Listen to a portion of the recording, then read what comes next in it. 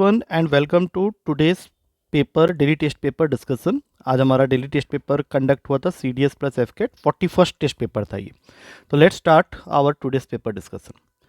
तो आज के पेपर का जो सबसे पहला क्वेश्चन था that is a question based on shortcut. तुम्हारे पास में एक स्क्वायर है ABCD जिसके साइड्स AB एंड CD को, that means AB and CD तुम्हारा हो गया लेंथ, उसको तुमने इंक्रीज कर दिया 30%। देखो पहले तो ये स्क्वायर ही था, लेकिन क्वेश्चन में वो क्या कह रहा है कि AB को मैं 30% इंक्रीज कर रहा हूँ और साथ में CD को भी 30% इंक्रीज कर रहा हूँ और BC और AD को 20% डिक्रीज कर दे रहा हूँ। That means now it is taking the shape of a rectangle जिसके लेंथ को हमने 30% इंक्रीज किया है और ब्रेथ को इंक्रीज किया है 20% से। तो अब तुमको ये बताना है कि जो area of the resulting rectangle होगा वो एक्सीड करेगा area of the square by how much.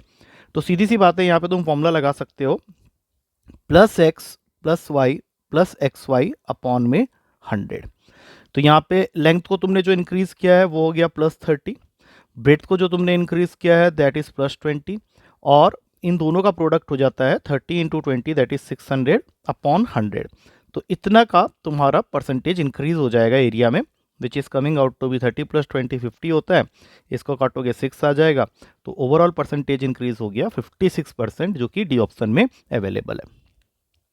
अब चलते हैं नेक्स्ट क्वेश्चन की तरफ। यहाँ पे तुम्हारे पास में एक क्यूबॉइडियल बॉक्स है जिनके 3 एडजेसेंट फेसेस का एरिया तुम्हें दे रखा है। तो अगर तुम एक क्यूबॉइडियल फिगर को इमेजिन कर रहे हो तो इसके जो 3 एडजेसेंट फेसेस होते हैं, 3 एडजेसेंट पे तुम इसको ले सकते हो, सामने वाले फेस, टॉप वाले फेस और ये कॉर्नर वाले फेस को। तो इनके रेस्पेक्टिव एरियाज होंगे सिंस दे आर रेक्टेंगल, तो LB, BH और HL। और इनको प्रोडक्ट करने का मतलब है 120 × 72 × 60 को मल्टीप्लाई करना। लेकिन हम ऐसा कर क्यों रहे हैं? क्योंकि हमें वॉल्यूम निकालना है और volume of a cuboidal box का फॉर्मूला होता है L × B × H। तो जब हम लोग इसको मल्टीप्लाई करेंगे तो ये बन जाएगा L² B² H² is equals to 120 × 72 × 60 और यहाँ से LBH की कैलकुलेशन हो जाएगी होल अंडर रूट में 120 × 72 × 60। अब तुम यहाँ क्या करो, 120 को लिख लो 12 × 10, 72 को लिख लो 12 × 6 और 60 को लिख लो 6 × 10। तो ये तुमने एक्चुअली क्या किया है, पेयर यहीं पे बना लिया है, नहीं तो इसको मल्टीप्लाई करना पड़ता। अब 12 दो बार है रूट के नीचे तो एक 12 बाहर आ गया, 6 दो बार है रूट के नीचे तो एक 6 बाहर आ गया, 10 दो बार है रूट के नीचे तो एक 10 बाहर आ गया। तो तुम्हारा आंसर हो गया 720 क्यूबिक सेंटीमीटर, जो कि बी ऑप्शन में अवेलेबल है। अब चलते हैं तीसरे क्वेश्चन में। तीसरा क्वेश्चन तुम्हें tan 15 की वैल्यू दे रहा है, दैट इज 2 - √3। तो ऐसा करते हैं, cot 15 भी लगे यहाँ तो निकाल ही लेते हैं क्योंकि इसकी जरूरत पड़ने वाली है। cot 15 होता है 1/tan 15, तो ये हो जाएगा 2 + √3 रैशनलाइज करने के बाद, नीचे 2² - √3 का square, that means overall value आ गई 2 + √3। अब हमारे पास में दो वैल्यूज हैं, tan 15 की 2 - √3 और cot 15 की दैट इज 2 + √3। हमें जो वैल्यू पूछी गई है वो है tan 15 × cot 75 degree plus tan 75 degree into cot 15 degree. अब देखो tan 15 हमारे पास में है, cot 15 हमारे पास में है, तो जो बाकी दो वैल्यूज हैं उनको हम लोग कन्वर्ट कर लेंगे according to the existing value. जैसे cot 75 tan का कॉम्प्लीमेंट्री होता है तो tan 15 लिख दिया, और यहाँ cot 15 ऑलरेडी है तो tan 75 cot का 15 का कॉम्प्लीमेंट्री होता है। तो ये बन गया tan स्क्वायर 15 डिग्री और ये बन गया cot स्क्वायर 15 डिग्री, और इन दोनों को ऐड करना है। tan 15 की वैल्यू थी 2 - √3 उसका स्क्वायर, और cot 15 की वैल्यू थी 2 + √3 उसका स्क्वायर। अब इसको खोल लो, 4 + 3 -4 √3 और ये हो गया 4 + 3 + 4 √3, दोनों कैंसिल, 4 + 3 7, 4 + 3 7, 7 + 7 तुम्हारा आंसर हो जाता है 14, जो कि पहले ही ऑप्शन में अवेलेबल है। अब चलते हैं अगले क्वेश्चन में। हाइट एंड डिस्टेंस का क्वेश्चन है। एक पर्सन है जिसकी हाइट है 6 feet, let this person be AB। इसकी हाइट दे रखी है तुमको 6 फीट की। He wants to pluck a fruit which is on a 26/3 feet height tree, मतलब तुम्हारा जो ट्री रहा होगा वो थोड़ा सा बड़ा रहा होगा। इस ट्री की हाइट तुम्हें दे रखी है 26/3 फीट और इस आदमी ने इस ट्री से एक फ्रूट प्लक करना है। Now, if this person is standing 8/√3 metre, 8/√3 feet away from the base of the tree, मतलब ये वाला जो डिस्टेंस है वो 8/√3 फीट का है। तो ऑब्वियस सी बात है, यहाँ से अगर मैं एक परपेंडिकुलर ड्रॉ कर लूँ और इसको E पे नाम दे दूँ तो ये भी 8/√3 फीट होगा, अपोजिट साइड्स ऑफ रेक्टेंगल, और उस तरह से ये दोनों भी इक्वल हो गए। अब क्वेश्चन ये है कि then at what angle should he throw the stone so that it hits the fruit, मतलब यहाँ से जो एंगल बनेगा थीटा, ये तुम्हें बताना है। तो देखो इस ट्रायंगल ADE के अंदर में जो तुम्हें एंगल चाहिए वो है tan थीटा, जो कि होता है DE अपॉन AE, जिसमें से AE तो मैं निकाल ही चुका हूँ 8/√3। DE निकालने का मतलब है DC पूरे लेंथ में से AB की लेंथ को माइनस करना, या ये कह लो कि DC में से EC को माइनस करना, क्योंकि AB और EC बराबर होंगे। तो DC हमारा 26/3 और ये 6 है, इसको थोड़ा सॉल्व कर लो तो ये तुम्हारा बन गया 26 माइनस 18/3, दैट मीन्स 8/3 आ रहा है। तो यहाँ पे 8/3 लिख देते हैं, दोनों कैंसिल हो गए। अब ये √3 ऊपर चले जाएगा, √3/3 हो गया, तो √3 अपॉन में √3 इंटू √3 दोनों कट गए। फाइनल आंसर हो गया tan थीटा की वैल्यू 1/√3, और 1/√3 होता है थीटा tan में 30 डिग्री पे। तुम्हारा आंसर हो गया first option, that is a. अब चलते हैं अगले क्वेश्चन में। अब यहाँ पे एक राइट एंगल ट्रायंगल है ABC which is right angle at B, मतलब बाकी दोनों एंगल्स तुम्हारे कॉम्प्लीमेंट्री हैं, और तुमको AB रेशियो BC की वैल्यू दे रखी है 3/4, मतलब this is 3 this is 4, so automatically this will become 5, और तुम्हें फाइंड करना है sin A plus sin B plus sin C की वैल्यू। तो सबसे पहले sin A की बात करते हैं। sin A मतलब इस एंगल के लिए परपेंडिकुलर हो गया 4 अपॉन हाइपोटेनियस, चलो हाइपोटेनियस तो फिक्स रहता है, दैट इज 5। 90 डिग्री B पे बन रहा है, तो sin 90 की वैल्यू हो गई 1। अब sin C यहाँ से देख रहे हो तो परपेंडिकुलर 3 हो गया, हाइपोटेनियस इज 5। इनको ऐड करना है, दैट मीन 7/5 प्लस 1 कर लो, आंसर इज 12/5, जो कि सी ऑप्शन में अवेलेबल है, so that will become your correct answer. अगला क्वेश्चन तुम्हारा क्वाड्रेटिक इक्वेशन का है। यहाँ मैंने क्लास में बोला था कि ये जो ऑप्शंस हैं इस क्वेश्चन के सारे गलत हैं, तो मैंने ये बोला था कि जो सही आंसर लिखेगा उसी को लिख देना। तो हमें इस क्वेश्चन में करना क्या है, हमारे पास में एक क्वाड्रेटिक इक्वेशन है x² - 11x + 24 = 0, जिसके रूट्स हैं अल्फा बीटा, और ये बहुत ही ईजिली तुम सॉल्व कर सकते हो बाय मिडिल टर्म स्प्लिटिंग।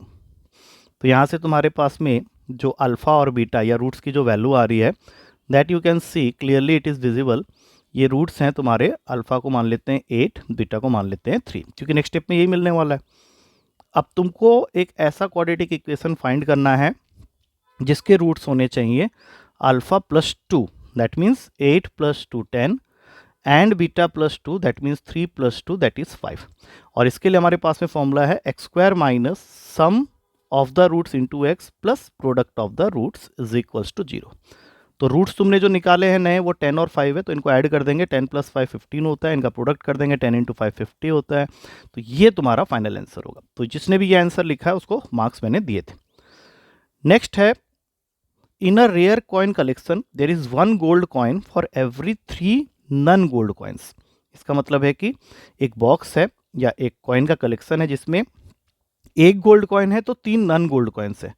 तो ऐसा करते हैं, x मान लेते हैं गोल्ड कॉइन को और y मान लेते हैं नन गोल्ड कॉइन्स को, और इनका रेशियो तुमको दिया हुआ है 1/3।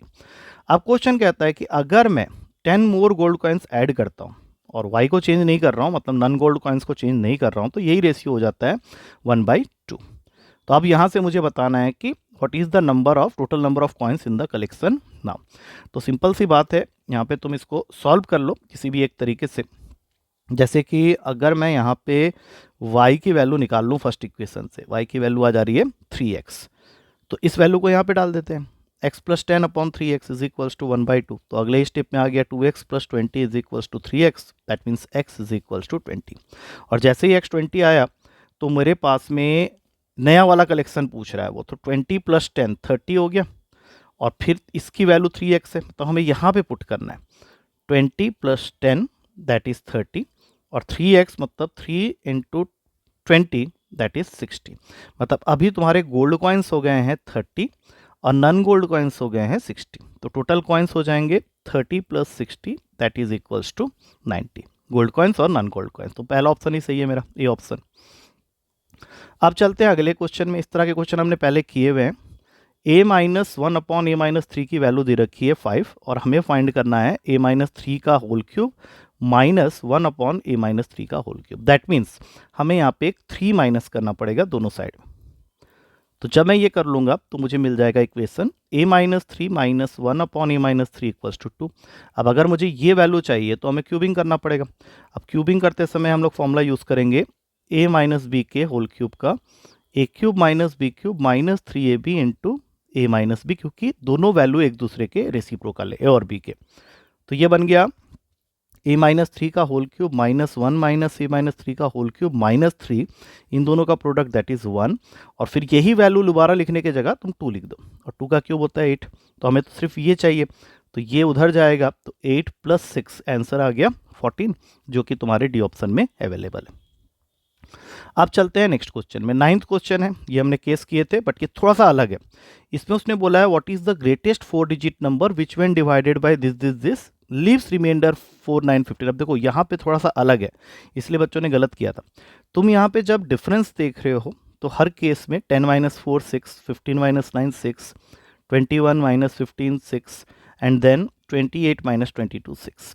तो यहाँ पे तुम्हें इस चीज़ का ध्यान रखना है कि जब इस केस में तुम देखोगे तो तुम्हें लास्ट स्टेप में इसको माइनस करना पड़ेगा। मतलब पहला स्टेप ये हुआ कि जिन जिन नंबर से डिवाइड करने की बात कर रहा है उनकी एलसीएम की वैल्यू को फाइंड आउट कर लेते हैं।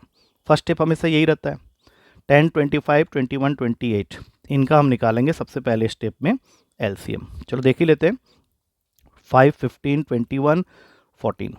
अब 5 के टेबल में काटते हैं, 1 3 21 14। 7 के टेबल में काट लेते हैं, 1 3 2 3। चलो आगे पीछे लिख दिया मैंने, चलेगा कोई बात नहीं। 3 1 2 1 ये तुम्हारा फाइनल आ रहा है। तो अब इनका मल्टीप्लिकेशन करते हैं, 3 2 6 10 7 420 आ रहा है, 420 इसका एलसीएम है। अब इस 420 को हम लोग को डिवाइड करना है ग्रेटेस्ट 4 डिजिट इंटीजर के साथ। 2 के टेबल में गया, 840 9 5 1599। अब 420 को 3 से मल्टीप्लाई कर लो तो ये हो जाएगा 1260, 339 तुम्हारा रिमाइंडर है। तो रिक्वायर्ड नंबर जो होगा इस केस में वो हो जाएगा 999 माइनस 339 प्लस एल था तुम्हारा 420, और फिर इसमें से माइनस करना पड़ेगा इस 6 को। तो अब ये वैल्यू जब तुम सॉल्व करोगे तो तुम्हारा जो आंसर आएगा वो आएगा 9654। और मान लो अगर तुमको ये सारे स्टेप नहीं भी समझ में आ रहे हैं तो इसको करने का सबसे बेहतरीन तरीका यही है कि तुम एक एक करके ऑप्शन लो, उसको 10 से डिवाइड करके देखो कि रिमाइंडर 4 आ रहा है कि नहीं, 15 से डिवाइड करके देखो 9 आ रहा है कि नहीं, फिर 21 से डिवाइड करके देखो 15 आ रहा है कि नहीं, और 28 से डिवाइड करके देखो 22, अगर तुम ये स्टेप्स नहीं करना चाहते हो तो। लास्ट क्वेश्चन है, दो नंबर्स हैं पॉजिटिव नंबर, उनके स्क्वायर का सम तुम्हें दिया हुआ है 208। अब इनमें से एक बड़ा एक छोटा है, तो ऐसा एज्यूम कर लेते हैं कि x is greater than y। तो पहला इक्वेशन तो तुम्हें मिल गया कि sum of the squares of two positive integers is 208। उसके बाद वो कहता है कि if the square of larger number, जो कि मैंने x को माना है, is equals to 18 times the smaller number, y मैंने स्मॉलर नंबर को माना है, ठीक है ना। x है लार्जर नंबर, y है स्मॉलर नंबर। तो अब इस वैल्यू में ये वैल्यू डाल दो, 18y plus y square equals to 208। तो y square plus 18y minus 208 is equals to 0। देखते हैं इसमें से y क्या मिलता है, एक बार y मिल जाएगा तो वो भी निकाल लेंगे। तो 208 के फैक्टर्स बनाने हैं, 2 104 2 52 2 26, मतलब साफ साफ दिख रहा है 26 एंड 8। तो ये लिखते ही तुमको एक आइडिया लग जाएगा कि जो तुम्हारा छोटा वाला नंबर आने वाला है, जो कि तुम देख सकते हो भी, एक पॉजिटिव नंबर आ रहा है, एक नेगेटिव नंबर आ रहा है। तो नेगेटिव तो हमें वैसे भी नहीं लेना है, तो जो नेगेटिव आ रहा है वो -26 है, तो इसको तो हटा ही दो, और y माइनस 8 को 0 के इक्वल करोगे तो y इक्वल्स टू 8 हो जाएगा। तो स्मॉलर नंबर तुमको मिल गया। अब square of the larger number is 18 times of the smaller number, मतलब x की वैल्यू भी मिल गई तुम्हें 12। तो इन दोनों का तुम्हें क्या मांगा है, डिफरेंस। तो यहाँ पे डिफरेंस ले लेंगे, x minus y 12 minus 8, answer is 4, जो कि सी ऑप्शन में अवेलेबल है। So with this we come to the end of the discussion of this particular video को जरूर देख लेना, और अगर कोई डाउट अभी भी रह जाता है तो you can ask me in the class. I hope I have clear all the doubts, ठीक है ना। चलो टेक केयर, कल मिलते हैं नेक्स्ट पेपर के डिस्कशन के साथ। Till then thank you.